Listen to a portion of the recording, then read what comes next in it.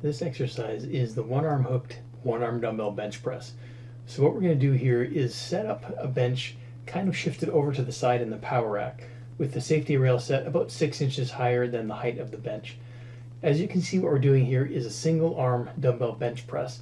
The other arm does not have a dumbbell in it, and it is also not freestanding. It's hooked underneath the rail of the safety of the power cage in order to help stabilize the body.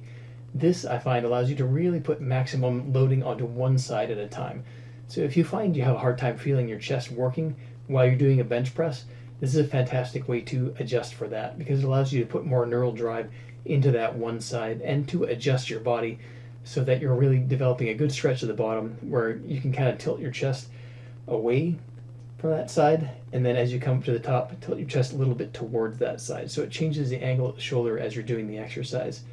So once you do one side, grab the bench and then just shift it over to the other side rail. Again, about, pretty close to that side rail, with that other side rail about 6 inches higher than the level of the bench. I'm using a 75-pound dumbbell for this.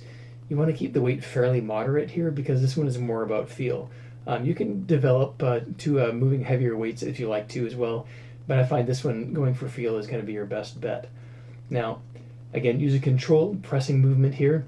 Really focus on digging into that chest muscle as you're doing the exercise.